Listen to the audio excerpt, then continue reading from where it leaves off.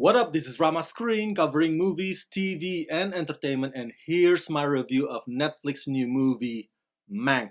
Hey, before you watch my review, please subscribe to my channel, press that like button, and ring that bell so you can get notified whenever I post new videos. And if you would like to help support this channel, please do so at patreon.com/ramascreen. That's patreon.com/ramascreen. Let's rock this. David Fincher's chronicling the screenwriter of what is widely considered the greatest movie of all time is cinematically rich. Its luscious noir, black and white cinematography, its costume and production design that accurately capture the era of so-called the golden age of Hollywood. Mank really gives us a window into the time when moving pictures can be done with such simplicity. But just like the film over excessive traveling from one timeline to the next, back and forth again, the story also branches out more than it needs to. At the end of the day, this is just your textbook biopic of a man who likes to share his opinions when nobody asks for them.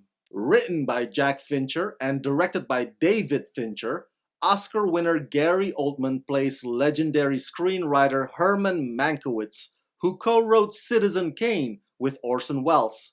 Mank tackles the contentious pre-production of Citizen Kane when Mankiewicz and Welles were developing the project. Those of you fans of David Fincher would know that his films usually would have a sort of a desaturated mix of green and yellow color palette. You would see that a lot in his previous movies. So for this movie, Mank, to not exactly have that, it is really quite the experience. Perhaps part of the intention is that David Fincher wants Mank to kind of mirror Citizen Kane's format and style. Although Mank doesn't have a rosebud to anchor its story. To be honest, while screening this film, I had difficulties keeping up with all the flashbacks every other 5 minutes. The film does have a courtesy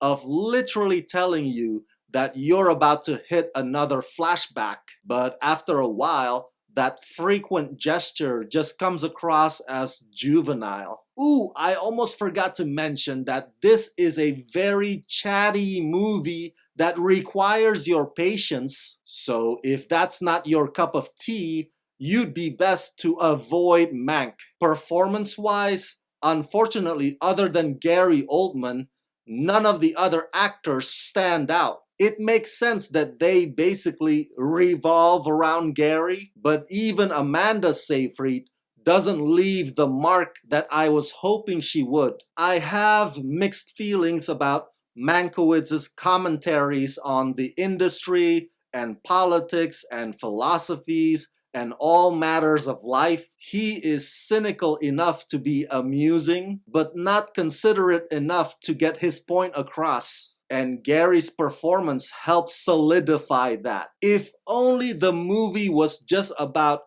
Team Mankiewicz and Orson Welles versus Deadline, as in them running against the clock to submit their script, then this could have been a battle of wit between two great minds that are on the same page and with the same set of goals. From the technical standpoint, Mank will astonish cinephiles everywhere, probably not quite on the same level as the last black and white movie that blew our minds, The Artist, but the craftsmanship on Mank cannot be ignored nor overlooked. But that's as far as I'll go in giving this movie its much deserved praise.